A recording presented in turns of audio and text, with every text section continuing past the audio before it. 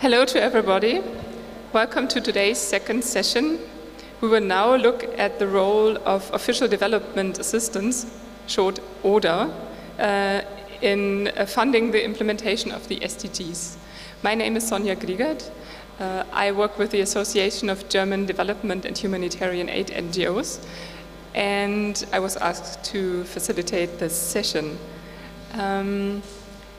The EU, together with its member states, is the world's leading ODA donor. In 2018, over 74 billion euro went into funding development. This equals to 0.47% of the combined EU GDP. However, this falls short of the goal to which all UN member states and the EU committed already in the 1970s to provide at least 0.7% of the combined GDP for development assistance. From the recent trend of EU ODA development, the EU will only reach the 0.7% goal by 2057, almost 30 years later than the target reaffirmed in the 2030 agenda.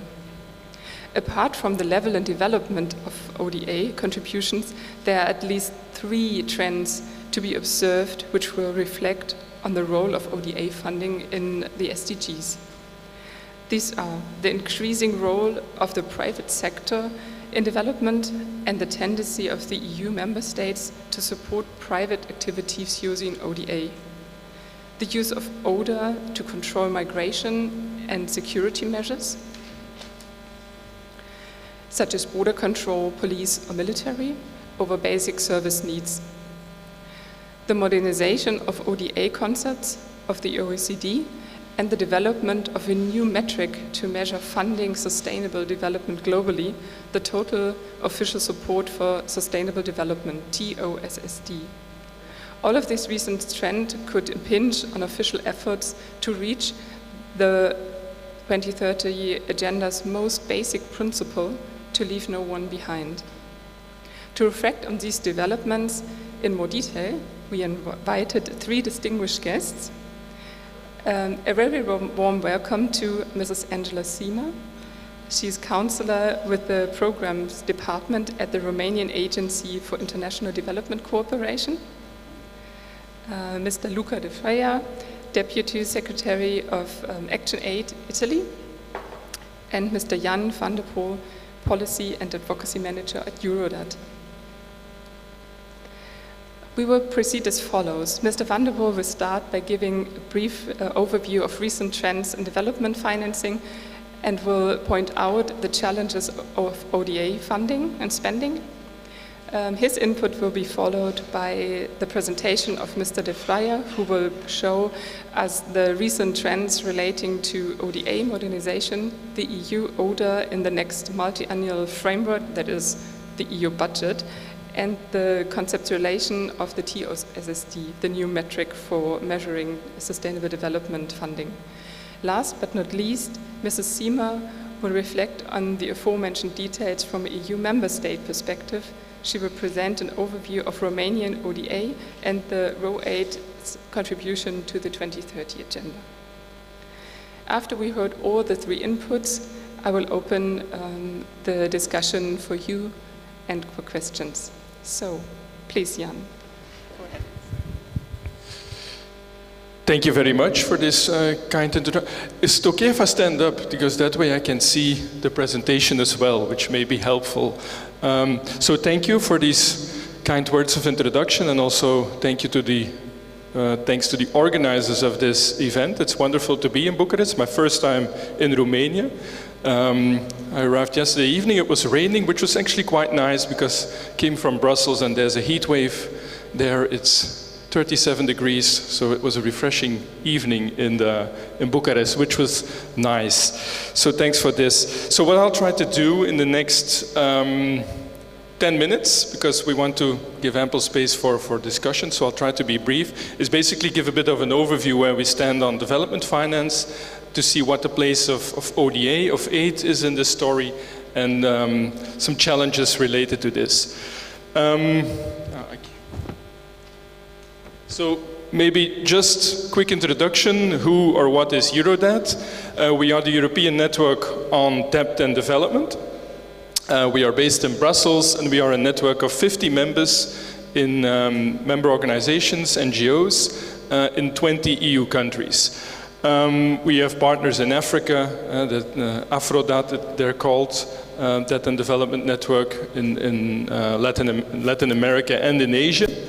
And well, our mission is to be a leading network on development finance. So we basically work.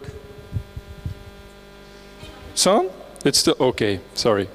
So we basically work on 4 issue areas. ODA is one that I'm leading on. Also work on debt issues, tax justice. So discussion about international taxation and private finance in the context of development. So those are our key work areas. You can consult our website. That's a warm recommendation, eurodebt.org. You can find our reports and inputs there if you are interested. And basically what we try to do is research, monitor policies, advocacy, and network building.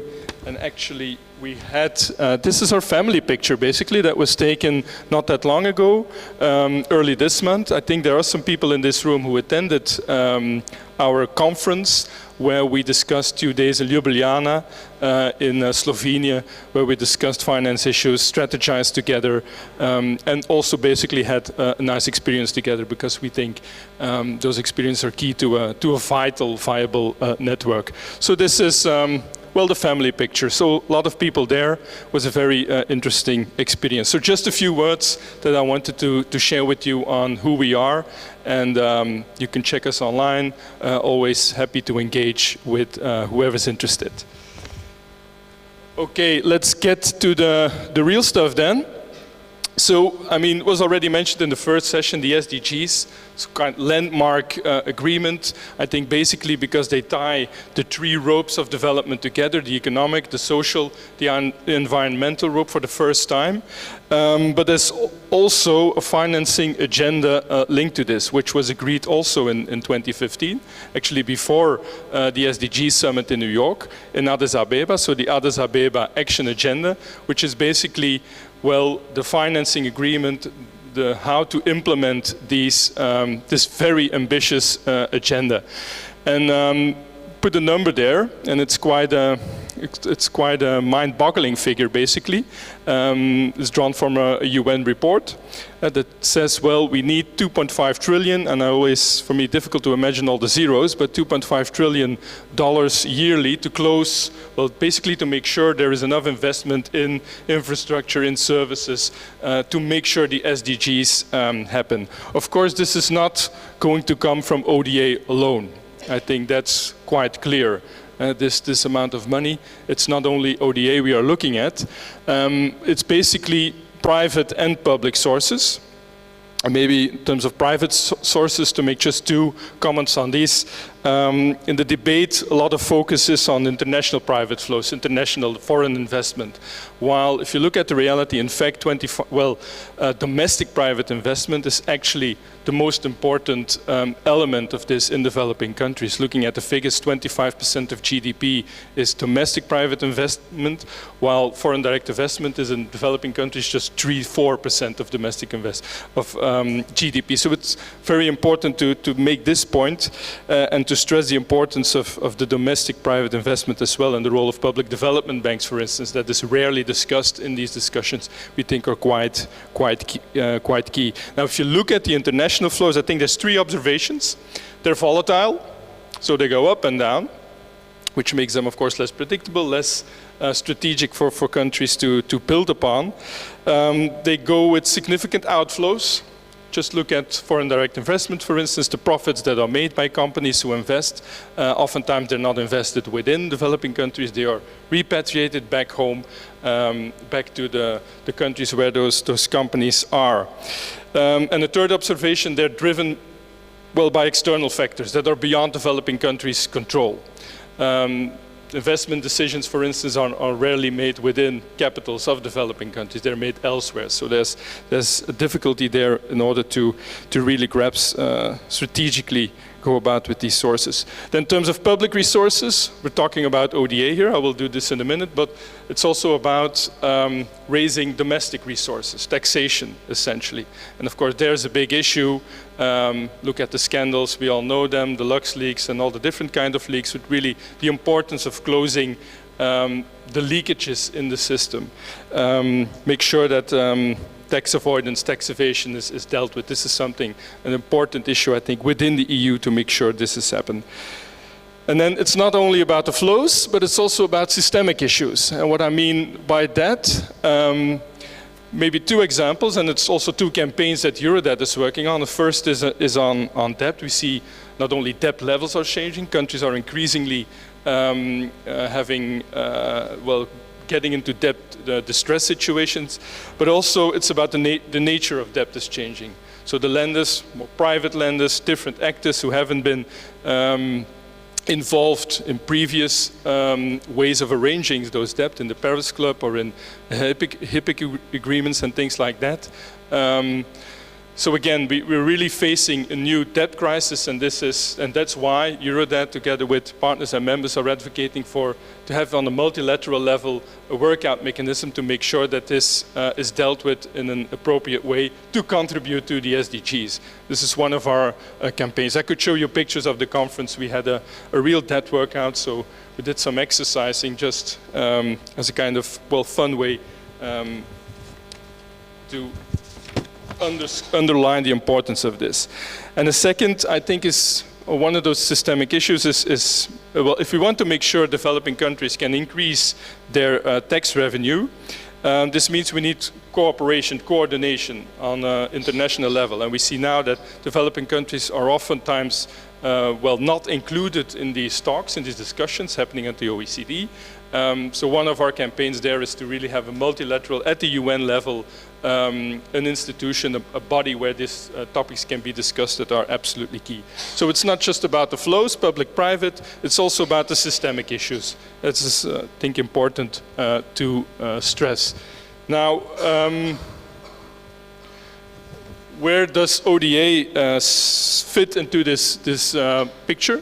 I think, it's a relatively small flow, basically. It's $150 billion, although I want to nuance this a bit, because when did $150 billion become a small amount of money? I think it's still quite an amount of money, but if you look at the total landscape, it's relatively limited.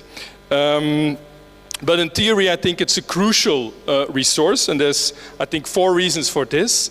It's the only flow, basically, that's really targeted, that has the mandate, that has the explicit objective of tackling, of eradicating poverty, of tackling inequalities. It's the only development flow, finance flow that has this mandate. So if we really want to make sure that nobody is left behind, this is a very important strategic flow and resource.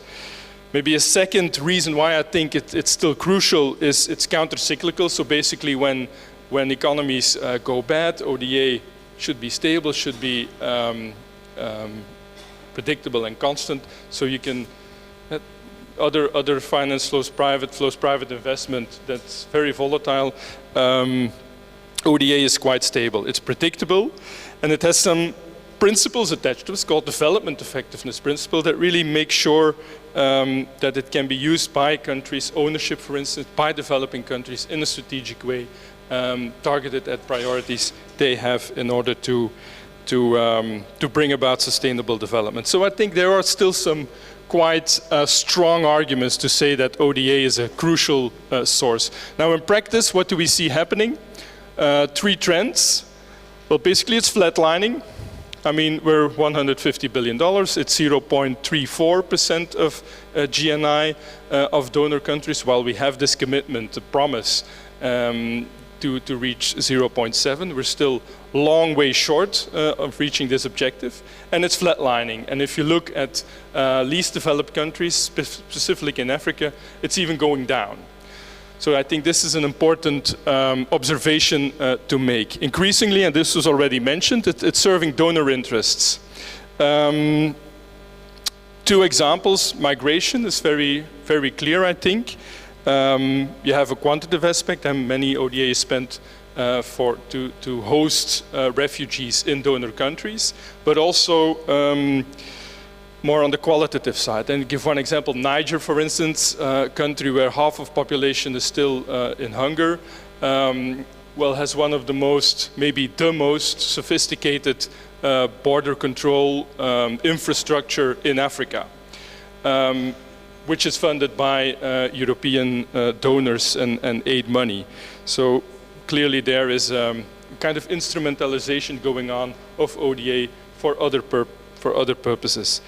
And maybe a third, I think, important observation trend we see is that reaction to the SDG, also the nature of ODA is changing. So it's not being considered as a source in its own right, but increasingly as a catalyst, as a source that has to be measured, has to be judged by its potential to mobilize other, mainly private sources. And this is strongly being pushed by World Bank. They have their, it's called Maximizing Finance for Development strategy, which is very much focused on a private finance first option. So using public resources mainly to crowd in private finance, and we get to that a bit later as well. And this is reflected on all levels. You see this in the OECD, for instance, in the DAC, the Development Assistance Committee, which is a committee of donor countries, which has been historically and traditionally but the guardian of ODA money, making sure it adheres to certain standards, certain practices, that it's spent well. And increasingly what is going on there, the discussion, I'll spare you the technicalities, but what is going on is basically fiddling a bit with the rules to make to include also all these other flows and other mechanisms. So that discussion is going on in the EU within the discussions on the multi-financial framework. I'm sure we get to that a bit later. Luca will mention this as well. So just to show you that the nature of ODA is changing as well. Now, what is going in the OECD and the EU? I maybe very briefly already mentioned this within the OECD. And basically what you see happening is this also interferes with the definition of ODA, this changing nature. So historically, it was about concessionality. ODA, its definition was based on to what extent is this really a financial effort by a donor country. That was the cornerstone of ODA, and we see the shifting to more the notion of additionality. ODA being how much additional money can be crowded in using ODA. This is becoming, we see this definition a bit shifting. So all the technical discussions that are going on within the OECD are basically about this, I think. Also within the EU, you have blending, which is using public money basically to subsidize private investment. It's been around for a while, it's not new. I think for the last decade it's been there. But what is new is the scale of it. So we're now at 10% of EU ODA that is used for blending, for mobilizing private investment. But looking at the discussions going on within the MFF framework, I think there's the scale to which this is happening is increasing, and it's basically increasingly being seen as the kind of default option for ODA. The future of ODA is basically this. This is what you hear quite often in those discussions going on in Brussels. And then I think the question that I ask myself is, this is a bit the context, the facts, I think. Well, do we need to worry? Is this are these good trends, or do we need to worry? I think we do, maybe not surprisingly, but I also have a few reasons why I think there are a few worrying, these trends are a bit worrying. Because clearly there are some risks attached. And I think the first one is a bit a trade-off I see, because using ODA to crowd in or to leverage private investment has a certain bias. towards middle-income countries, because evidently private investment flowing into middle-income countries is more easy, more developed markets, and so forth. And in terms of sectors, a lot of this money is going to the more productive sectors, infrastructure, telecommunications, and of course, little of this is going to the social sectors in terms of health, education, sanitation, things like that, where of course the profit motive is, well, it's less there. So there's a trade-off there. If you do increasingly this, you may see less resources available for, I think, crucial sectors still. Sometimes see, well, it's a bit old-fashioned, investing in health and education. But again, if you ask investors what they think is important to invest in a certain country, a lot of it is about, well, there's an educated workforce, there's a healthy workforce. This is human capital formation, basically. And I still think there's a rationale for this, but there's a clear trade-off there, first. Second, in terms of added value, in financial terms, and there's some very interesting research that's just being developed, because all of this is still new. There's little evidence available, but this evidence suggests that this leveraging effect, and when it started with discussions, well, we can crowd in 8 additional euros with 1 single euro of ODA money, so we can multiply our effort by 8. Actually, research is showing this is not materializing.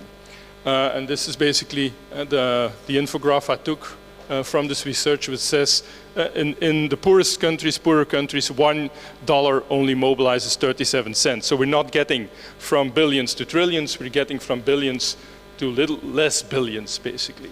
So this narrative is not, well, there are some issues and questions to be asked about added value. Effectiveness as well, I think we're backtracking on some of the effectiveness principles, and just give you one example, some research Eurodet has been working on relate to tied aid, the tying of aid. So basically, if you spend aid, add a condition to it that it has to be spent on donor countries' companies or donor company providers. There is a commitment within in the OECD to untie aid because we know it's more efficient. It's more effective for development, but there's many informal ways of tying. And we have seen this that still, I mean, in some countries, 70–80% of ODA is informally, all sorts of informal mechanisms flowing to donor countries' providers. And I mean, if we move ahead on crowding in international private sector through with ODA money, I think we're going to see this kind of practices going to increase.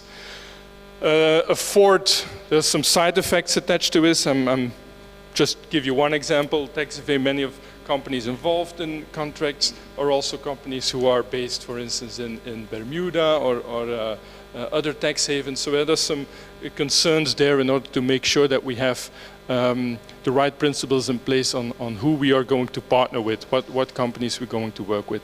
And then last, and of course, as a network that started off working on debt, this is of particular concern, specifically as we are in a context now where even the IMF is saying we are really facing a new debt crisis. A lot of these instruments that are being used are basically generating debt in developing countries as well. And of course, debt needs to be repaid at some point. And so this is a particular concern as well. So I think there are some valid reasons to be worried about this trend.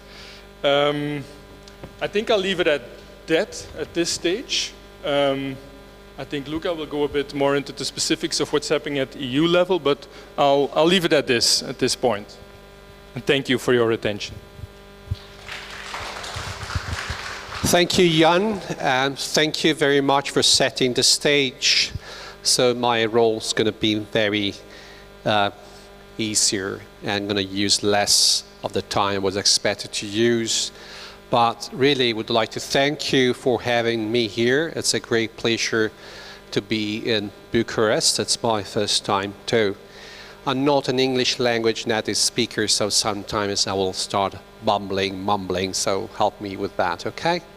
So thank you again, Jan, for setting the stage. I have a short paper I'm going to leave with the organizers as it's a reviewed draft, so I'm going to give this to you later, so you can eventually go back to this paper for more details.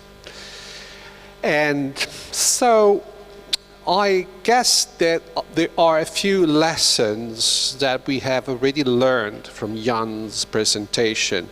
And one major lesson is that the donors are not doing it right. The commitments that donors have endorsed have been regularly not achieved, not realized. So that's the performance that we have to be in mind. That's reality. Originally, the EU committed to realizing the 0.7 target by 2015, but then overnight they said we're going to need another 15 years to realize the 0.7% target that now is supposed to be realized by 2030.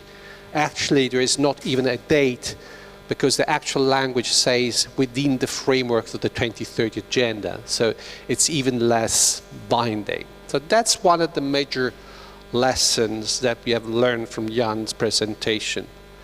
Another lesson is that, and this may be obvious to you, that we are now working under a different framework.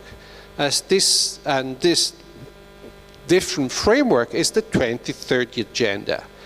And it matters in a number of ways, and it matters also to development cooperation. And I agree, again, with Jan's concerns. And I do believe that we have to be worried about the implications stemming from the 2030 agenda that may have an impact on development cooperation.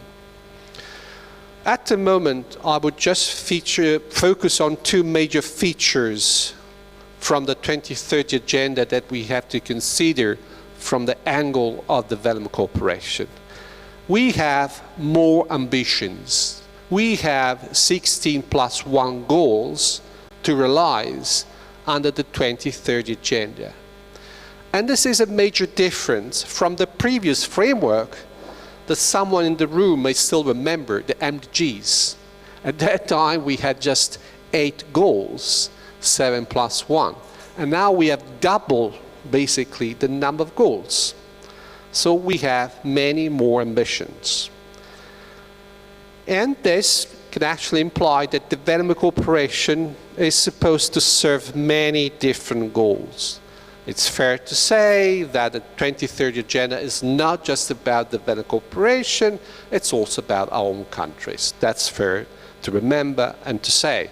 So each European member state should have its own sustainable development strategy. Okay, so we have many more ambitions.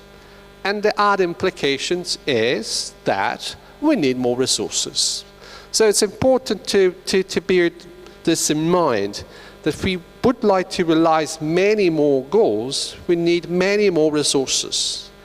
And that's the thing Jan was referring to when he mentioned this new mantra. We have to move from millions to trillions. So that's the general framework that we have to bear in mind when we talk about the development cooperation in the post-2015 scenario.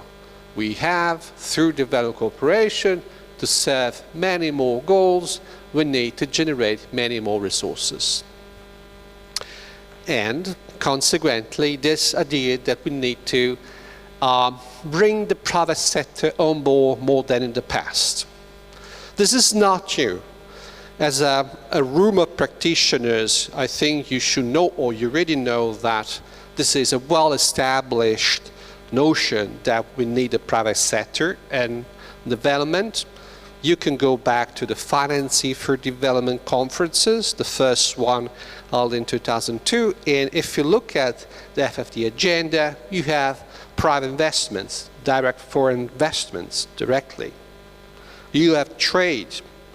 And ODA is just one of the 5 pillars that at that time were endorsed. But now the issue is the scale to which we think that the private sector should have a role. That's the new scenario. At the same time, it's important to remember that the private sector may have different roles in development cooperation.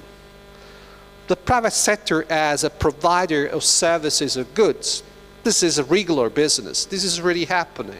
You can have companies implementing specific projects or providing specific services.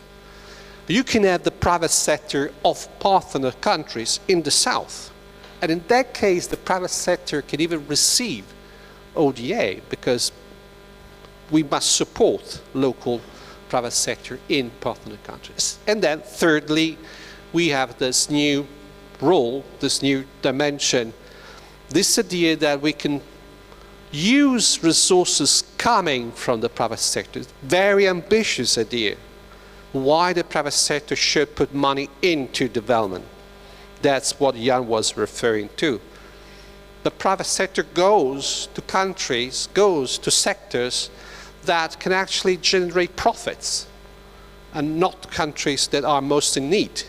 And development cooperation is about the countries most in need. So these are the fundamental tensions that we have to consider when we look at the new setting. So in this context, it's fair enough to remember that ODA is always evolving. The issues I just mentioned are just providing an example that ODA is not given, is always changing. And we have international bodies leading on these changes, the DAC, the OECD DAC. It's important to remember that DAC is a club of the traditional donors. And this is possibly one of the legacies of the past, because the emerging players, the emerging global players such as China, such as India, such as Brazil, are not represented in this club. And here we could expand on the notion of South-South cooperation, South-South development cooperation. But for now, this is just a heading for you to remember that on top of traditional development cooperation, we may have other ways to do that. So ODA is always changing, and we have a body in charge of that. When it comes to the latest developments, the agenda that we refer to as ODA modernization, we had to go back to decisions that were endorsed in 2012, more than 6 or 7 years ago. That was the starting point of this new wave of modernization. So this process has been underway for some years. Now we are seeing the extent to which this process is generating impact.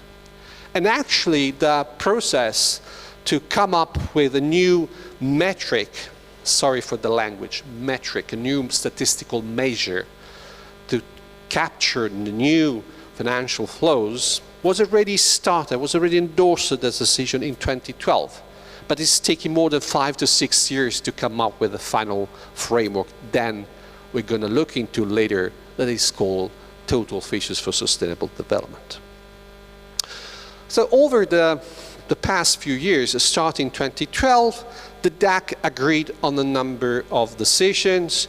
We already heard about the way the donors are reporting on concessional loans. This is an extremely important decision that was taken and endorsed in 2014 at the high-level meeting of DAC in 2014. And that new way of reporting concessional loans is becoming the standard, became the standard last year for this year. So the data published in 2019 is already fully taking into account that new methodology. If you like, we can then look into the technicalities of this new system. I'm pretty sure that you know concession loans are those loans that are given at the very favorable terms, not market terms, to developing countries. The big change in this case was the endorsement of a system of discount rates matching the country categories. It's technical, if you like, we can look into that later. But the important message is that donors changed the way to report on concession loans, and they also changed the methodology through a shift from a system based on cash flows. Every year we were monitoring the inflows and outflows to a system based on the grant equivalent, front-loading the entirety of the grant equivalent from the very beginning. This very complex discussion we can have bilaterally if you like. But this is just to highlight the magnitude of the decisions. Other important decisions were about reporting on peace and security driven spending, for instance. I would say no major changes in this regard. Still, it's not possible for donors to report assistance to military through weapons or any other form of military direct support, for instance. There were changes also on refugees' costs. Here again, no big changes. The 12-month rule was confirmed. Possibly there is some additional clarity in the reporting. And also they introduced within this context the principles on blending. Very general principles on blending, including the need for clear, explicit development impact and additionality of the resources. A very broad package, if you like. We can address this to significant great extent bilaterally if you are interested in the nitty-gritty. The last bit that the donors were not able to sort out remarkably significantly is the bit on the private sector instruments.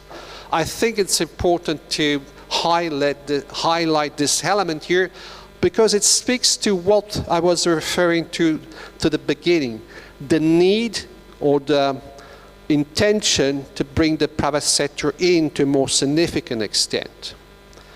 But when it comes to endorsing clear rules to report on the instruments that can actually bring the private sector in to a significant extent, at the moment, they're just very general principles that were endorsed in 2016. It's interesting because donors have different ways to do that. So sometimes there are some important discrepancies and they cannot find an agreement.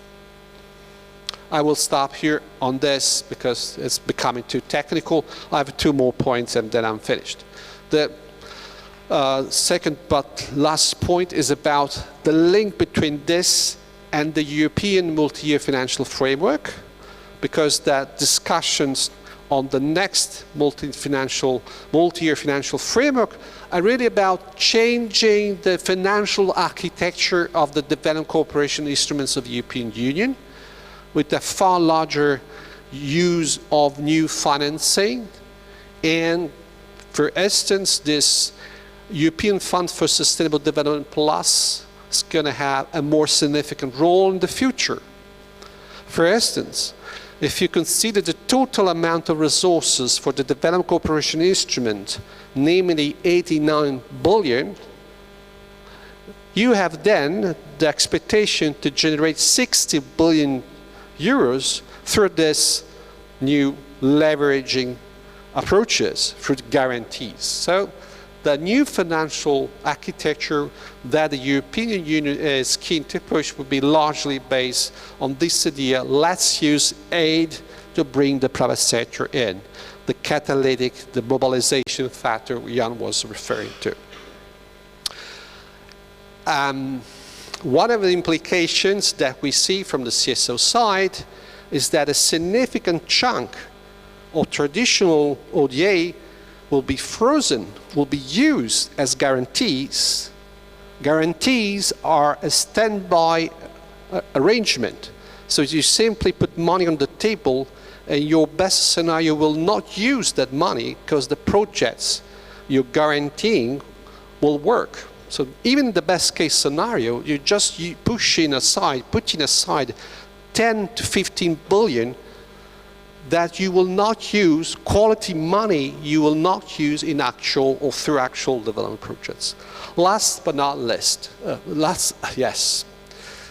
very last point is that all of this scenario can be comprised under this new metric I referred to earlier, the total official support for sustainable development.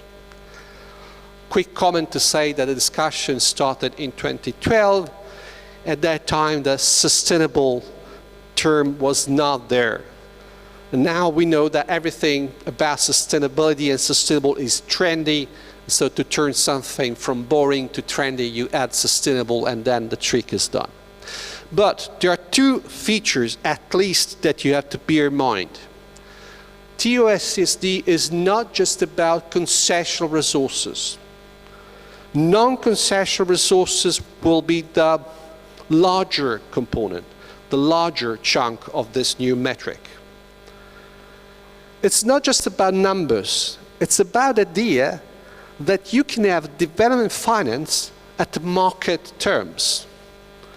But if you borrow money at market terms, you have to give that money back at some point. And this may imply that a new wave of debt crisis, or this might be implied that, for instance, a new wave of consumer fees in development. And the second important feature is that it's not just about activities at the country level, which is actually ODA, it's also activities that may have an impact at the regional and global level. Language is important here because the term here is impact. So you can have activities taking place in traditional donor countries, such as Italy, that can be reported as development. The clear case in point is climate funding, climate interventions. So if in a given traditional donor country you are investing to green your economy, that money potentially can be reported under development, claiming that there is a general impact. I really now am stopping, and as you see, there are so many things underway. Some of these things can be dry, boring, technical, but nevertheless, the CSOs play a very important role to make sure that the development principles, effectiveness principles are still relevant. Thank you so much.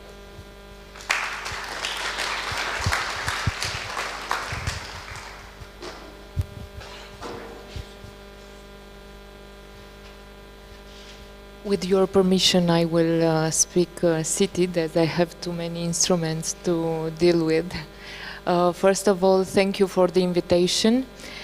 It is our great pleasure to say a few words about the Romanian Agency for International Development Cooperation at the Romanian Development Camp at the 11th edition. And give an overview about the agency's activities over 2018 and its contribution to the SDGs. So I will start with a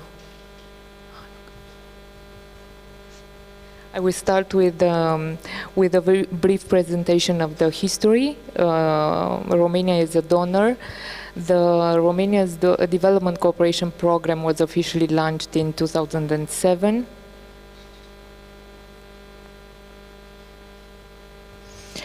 following the country's accession to the European Union. Since then, Romania has positioned itself on the international development arena as an emerging donor with the main comparative advantage of being able to share its direct experience and knowledge in the democratic transition and the Euro-Atlantic integration processes.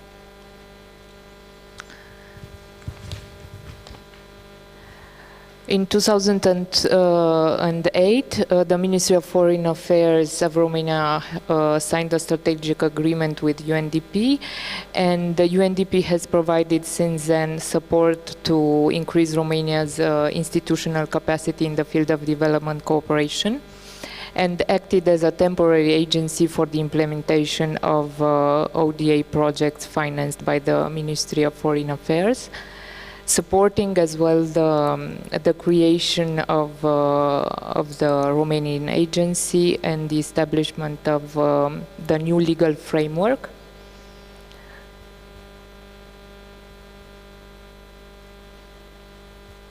That was adopted in 2018 regarding the development financing in the framework of the National Development Cooperation Policy. And establishing the Romanian Agency for International Development Cooperation. The agency is subordinated to the Romanian Ministry of Foreign Affairs with a mandate to implement projects and programs in the field of international development cooperation and humanitarian aid, and to facilitate the transfer of expertise from public institutions and authorities to Romania's ODA partner countries. The agency has been fully operationalized in 2017. So,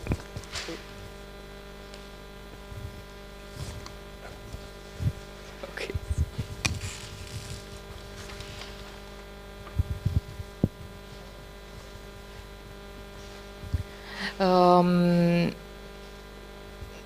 The Ministry of Foreign Affairs is the national coordinator of Romania's development cooperation and humanitarian aid policy. It monitors the progress made in achieving the objectives and commitments assumed by Romania based on the information received from line ministries and agencies active in implementing the national development cooperation policy. Referring to the data available from the most recent report published by the MFA, which is 2017, the total national budget for development assistance reported by Romania was approximately 190 million euros, representing 1.11% of the GNI. Okay. So in referring as well to 2017, a total of 19 public institutions in Romania granted ODA. The highest percentage went to contributions to the EU budget through the Ministry of Public Finance, about 80%. Followed by the Ministry of National Education with 14%, with foreign student scholarships and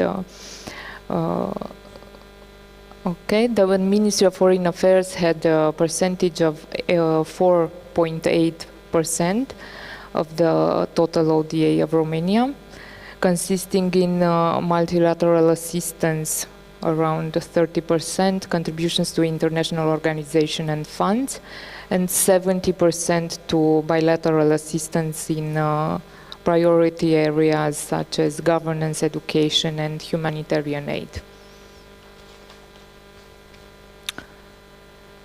So, as a former recipient of development assistance, Romania is a partner rather than a simple donor, placing great emphasis on cooperation and working from a collaborative perspective. This will be seen by the ROAID activity in 2018. So the agency is working based on an annual plan, which is elaborated by the Ministry of Foreign Affairs and approved at the beginning of each year by the government. And in 2018, we successfully implemented 48 projects amounting to 2.3 million euros. The modalities regarded direct implementation through public procurement, donations, expertise transfer, scholarships, amounting to a percentage of 40 from the total budget, 40%, and indirect implementation through allocation of grants, voluntary contributions to international organizations or direct budget support. Some of the 2018 activities, so the main geographic areas regarding the Republic of Moldova, Georgia, the Hashemite Kingdom of Jordan, Tunisia, Caribbean, and I will give you some brief examples from this project. So the thematic priorities regarded education, health, energy, economic development, peace and security, contributing to the implementation of the 2030 agenda for the sustainable development. Some of the projects in the Republic of Moldova. So, Moldova remains the #1 priority for the Romania's development cooperation, receiving the majority of Romania's development assistance. We had 2 projects implemented through direct implementations, 4 in partnership with the private sector, and we gave a voluntary contribution to the UNFPA Moldova on the cervical cancer prevention. The 2 projects implemented directly aimed the establishment of the Emergency Service 112, implemented in partnership with a Sweden agency. There was done the professional training of personnel in the institution and an awareness campaign to inform the population about abusive, false or non-urgent calls. The second project regarded the promotion of advantages of development and initiatives funded in the Republic of Moldova. It was an awareness campaign regarding many years of ODA provided by Romania in the Republic of Moldova, and it was done with the support of the Romanian embassy in the Republic of Moldova. Through indirect implementation, there were 4 private sector grants. In the one related to the patient's medical records at the Mother and Child Institute in Chișinău, and one to anti-bribery management system at the hospital Saint Archangel Mihail, Sfinții Arhanghel Mihail. Third one related to the project delivered action plans for sustainable energy in 2 districts in Moldova, and the elaboration of the sustainable energy action plan in Gagauzia region. As I was telling you, a voluntary contribution was given to the UNFPA Moldova related to the procurement of medical equipment for the prevention of cervical cancer. We'll pass to some examples of projects in Georgia related to the energy sector. It was a private grant for the energy system analysis, and with direct implementation, we supported the implementation of substantial NATO package.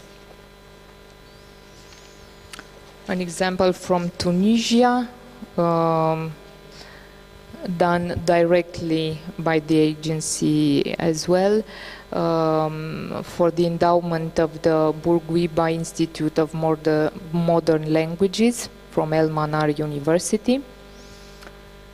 In the Hashemite Kingdom of Jordan, we had 2 projects, one related to an expertise transfer in the electoral sector, with delivering seminars and working visits both in Bucharest and Amman, with a partnership of the Permanent Electoral Authority from Romania, and having as beneficiary the Independent Election Commission from Jordan, and voluntary contribution to the renovation of the National Red Crescent Society warehouse for first aid materials.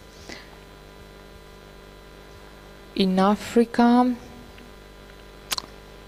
so it was the project for Tunisia, one project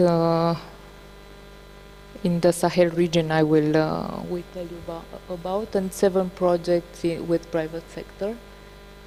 Okay.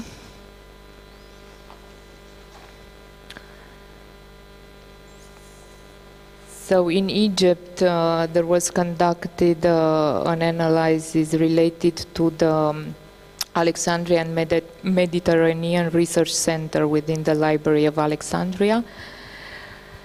And we developed and delivered a training program on post-conflict reconstruction and stabilization in partnership with the Romanian Ministry of Foreign Affairs and the Ministry of National Defense, which has a long tradition, being last year at the 12th edition.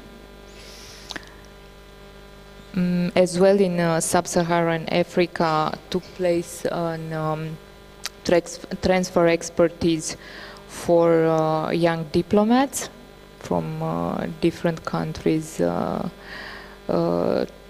29 young diplomats from sub-Saharan Africa and the Caribbean have attended training courses that harness the expertise of Romanian diplomacy in international relations, foreign policy, and different sectors of the Romanian government. As well, 7 private sector grants were awarded to private sector companies through an open call for proposals. And there were implemented pre-feasibility studies in Congo, Sudan, Tanzania, Zambia, and Zimbabwe. In the Caribbean region, we implemented, in partnership with the Department for Emergency Situation, a training program on disaster risk reduction and post-disaster reconstruction.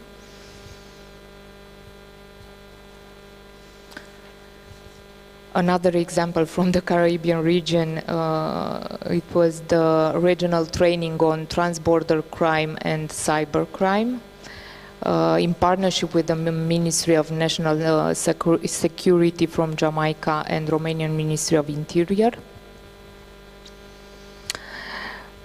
As well, a private sector grant for the energy system analysis in Jamaica, with emphasis on wind energy development, and the voluntary contribution to UNDP for the UNDP Regional Resilience Strategy for the Caribbeans. And 2 voluntary contributions to the Pacific Islands Development Forum. A very long life project carried on previously by the UNDP was the Mobility Fund for Experts, which was created in 2013 in order to meet the immediate needs of partner countries by facilitating the mobility of experts in sectors in which Romania can have an added value. Regarding the 2018, 6 missions were financed through the Mobility Fund, of which beneficiated 5 countries: Georgia, Moldova, Egypt, Zambia, and Tanzania. And more than 30 experts were involved in different sectors: energy, anti-corruption, urban development, and infrastructure.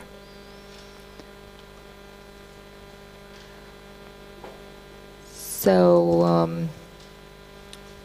the contributions to international organizations regarded various UN agencies, such as UNHCR, World Food Programme, UNDP, the World Food Programme and UNHCR for the humanitarian crisis in Syria, and for Afghanistan, the UNDP and the Office for the Coordination of Humanitarian Affairs of the United Nations to the Fund Law and Order for the Afghanistan fund. So mainly for 2019, the annual plan will have a similar allocation, similar to the 2018.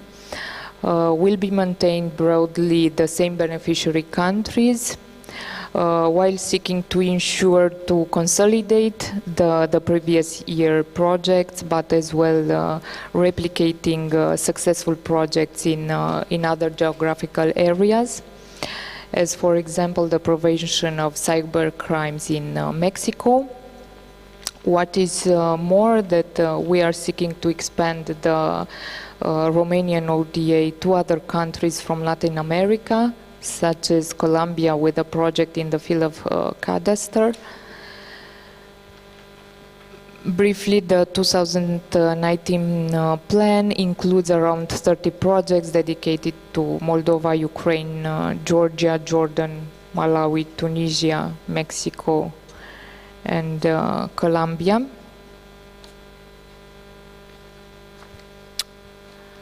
Now, related to the 2030 agenda, this was focusing on the thematic of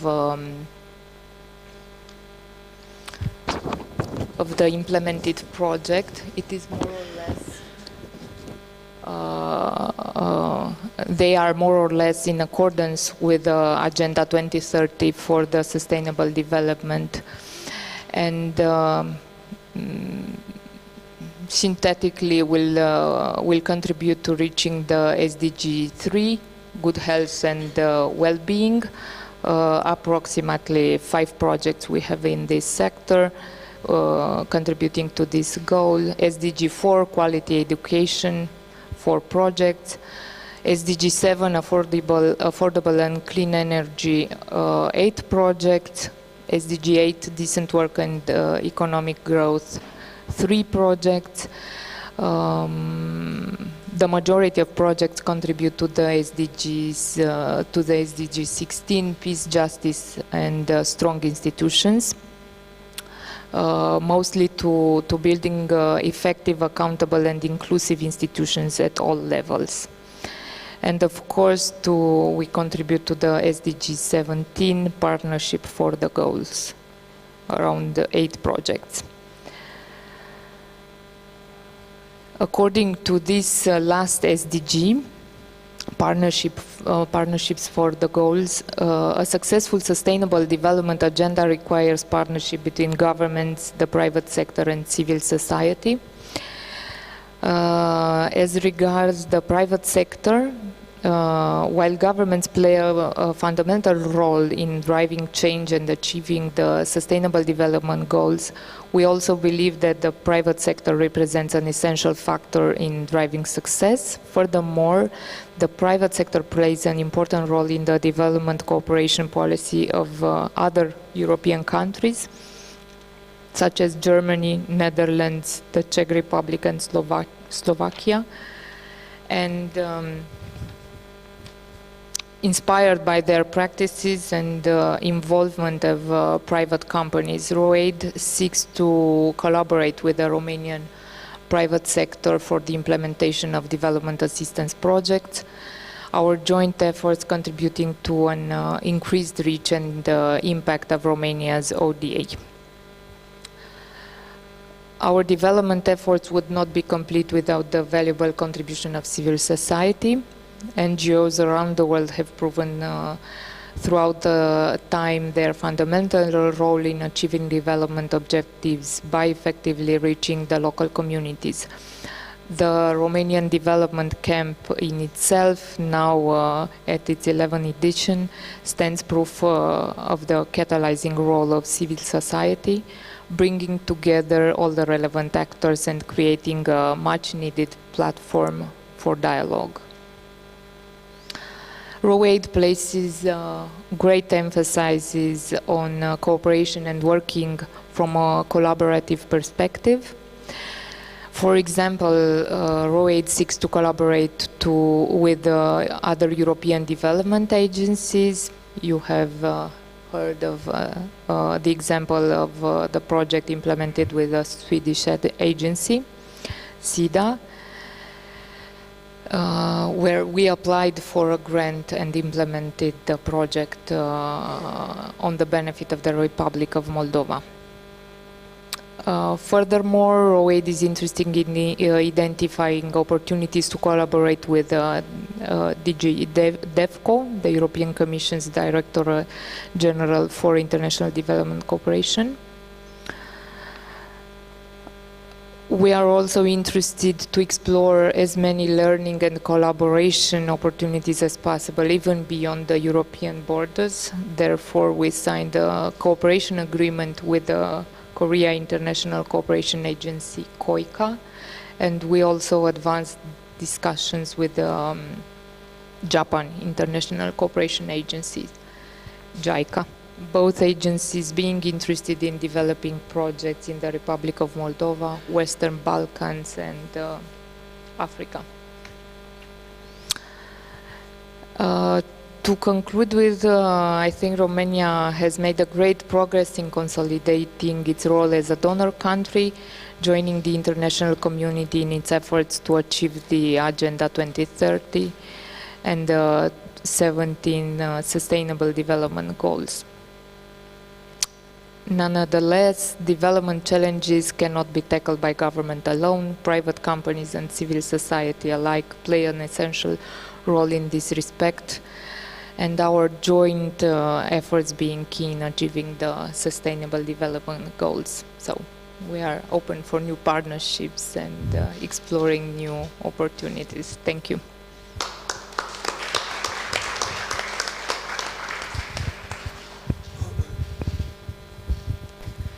Thank you so much for your inputs. Now we have a pretty good overview on what is going on the global law and EU level concerning ODA development, and we know quite a lot more about what Romania is actually really good projects doing in its partner countries. So thank you very much. So we have about 15 minutes. We will eat a little bit in our lunch break, but I guess you will have a lot of questions to our panelists. So I would suggest to have 2 rounds of question and answers with about 5 questions for each round. I will just collect them and you can answer them collectively. Okay.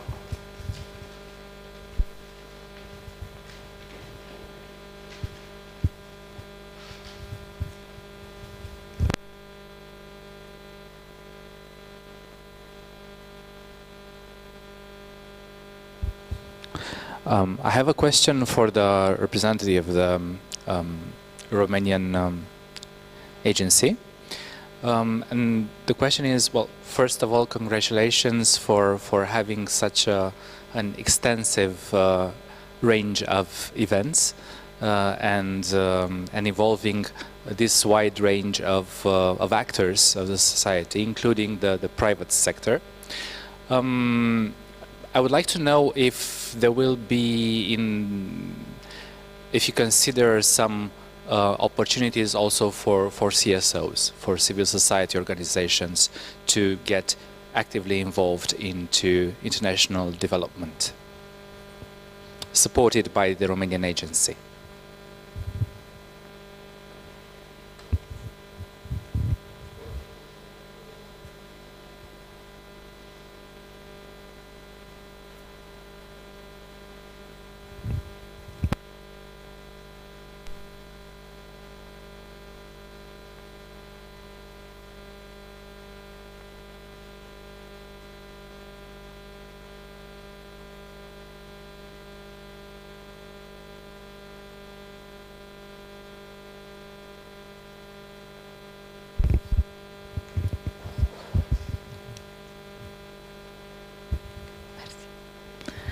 Hope this will work. Okay. So within the 2019 plan, there is a small fund for grants to be awarded on communication and awareness activities that will be dedicated to the CSOs. So, but at the moment, I don't have information regarding the launch and implementation of this call. But we look forward to have more funds dedicated to civil society within our plan.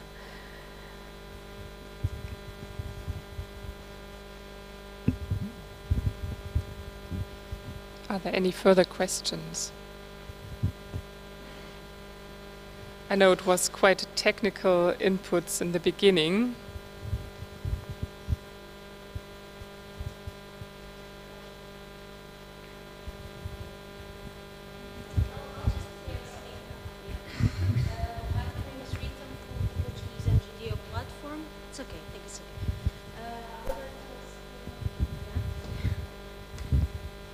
Okay, I would like to ask Luca and Jan, in terms of advocacy related with ODA, we are very concerned because we, as you mentioned, OECD has been working deeply in terms of modernization of ODA. Which are the advices you give for a platform as ours in Portugal in order to work in terms of advocacy related with ODA? Thanks.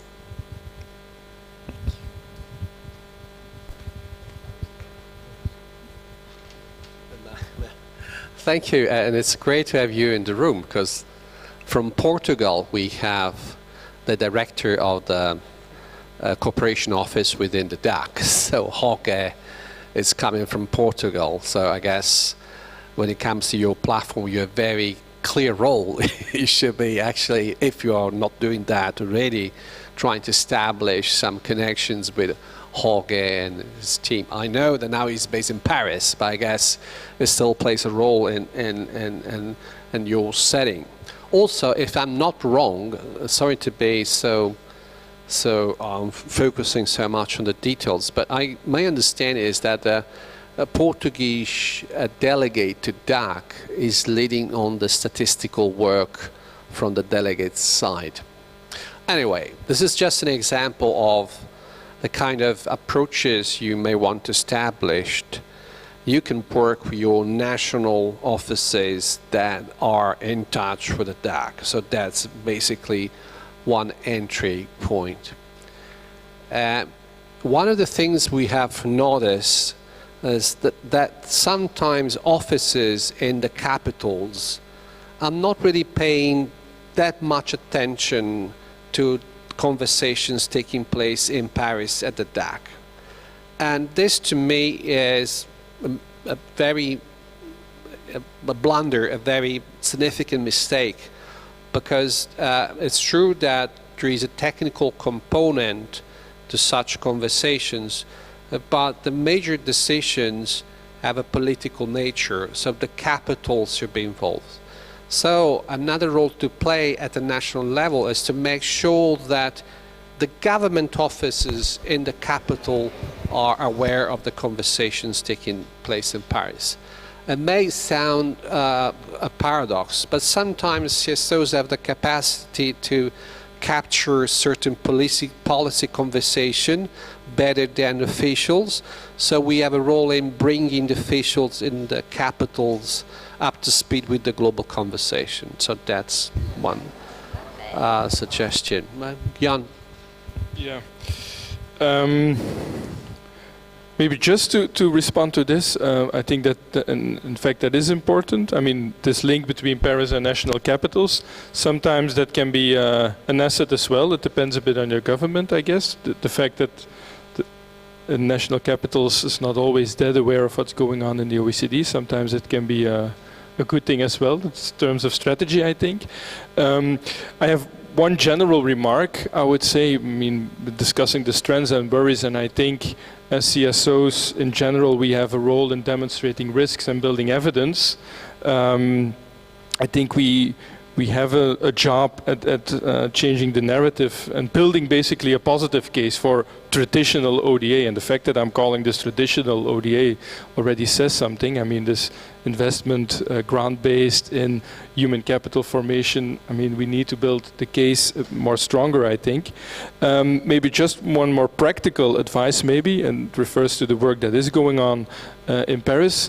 As Eurodat, we are coordinating a reference group, a CSO reference group, which tries to gather civil society, facilitate common positioning with civil society at those discussions that are going on in the DAC. And I mean, we had a meeting, civil society DAC delegates, a few weeks ago in Paris.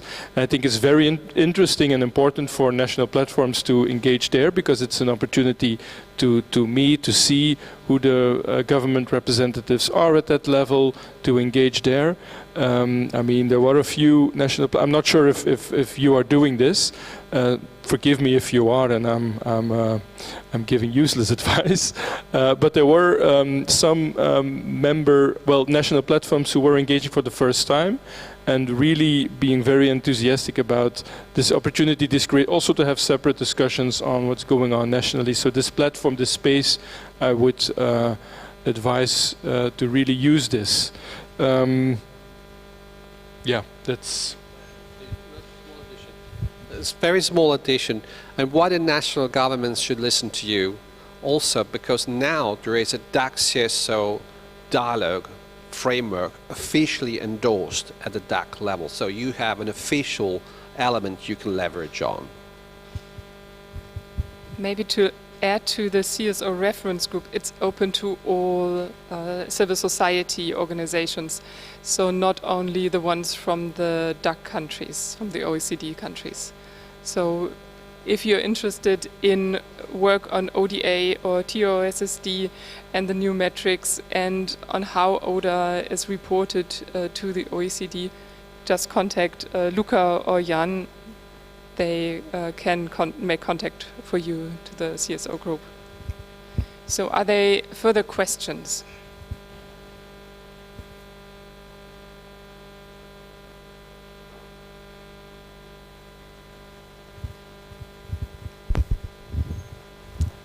Thanks. I'm Radu from the Romanian Ministry of Foreign Affairs, actually the Perm Rep still. You mentioned the role that the European External Investment Plan and in particular EFSD Plus has or might have on leveraging extra funding additionalities. I'm really interested in your take on that and how you see this institutional framework and the legal framework that backs this proposal. So if you have an assessment of that, that'd be great. that's one aspect. I mean, I'm of course looking at our partners at Eurodad and ActionAid. And the other question that I wanted to ask was whether you could make any recommendations, or again your take or your assessment on what the differences would be in addressing how you would see the differences that the legislative framework should propose in order to encourage more investment, of course, in those countries where it's more needed. You, Luca, mentioned that in your intervention, and what the major difference would be between the investments that go and already go in the medium income countries. So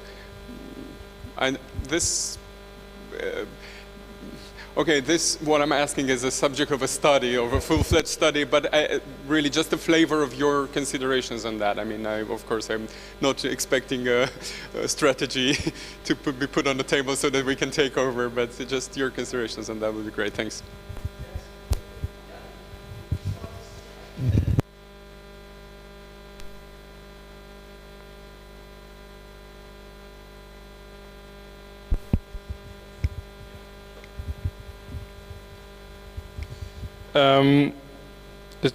Challenging questions, and yeah, and I think what's going on, are really key developments, and now we are really getting close, nearer to the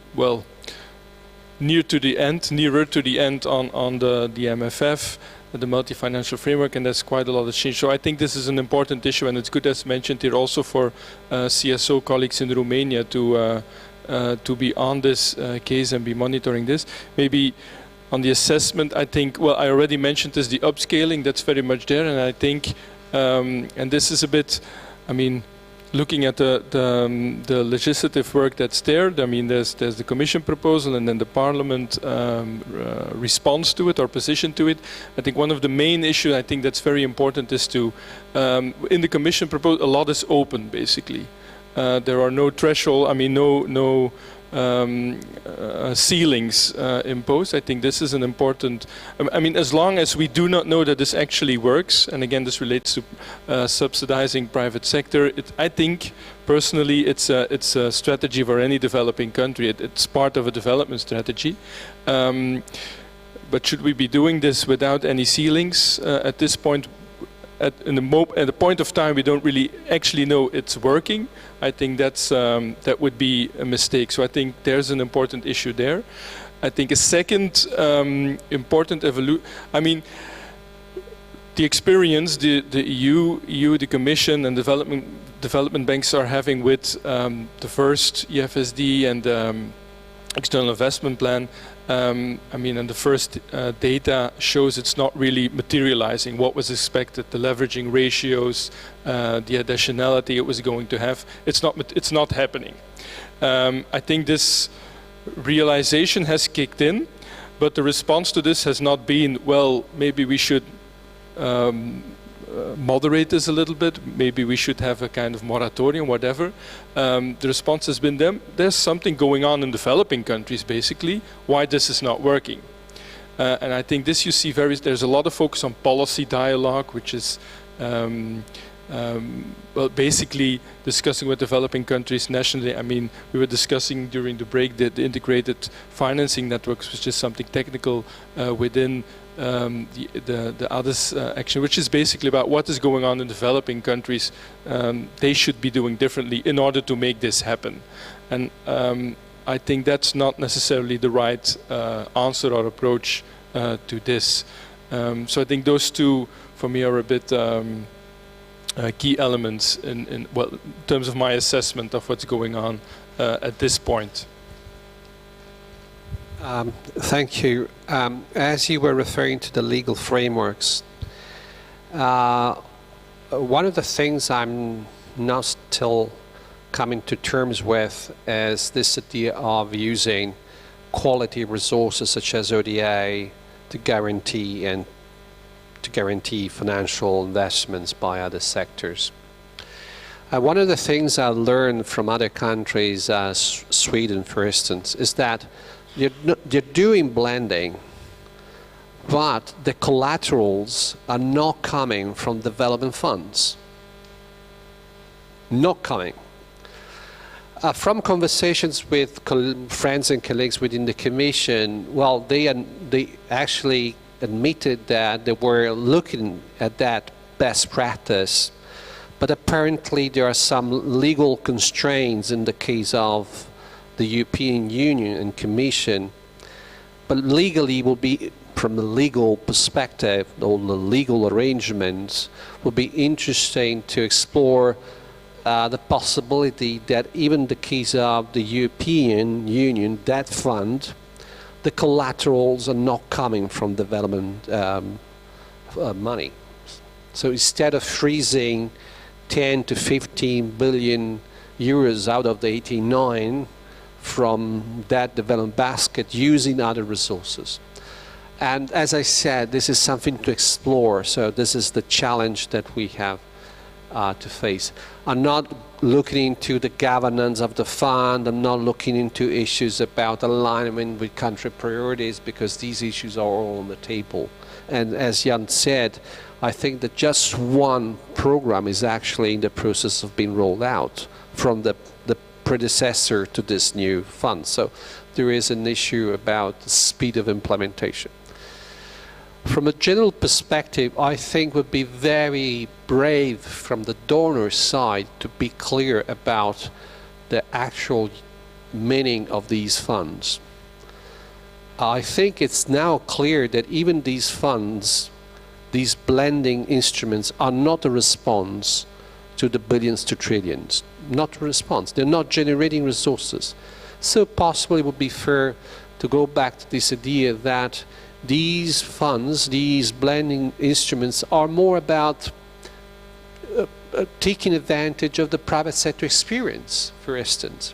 So bringing the private sector, not because they are mobilizing massive amount of resources, but because they bring knowledge, they bring expertise. So we should be changing the perspective to be more honest about the financial impact of these facilities.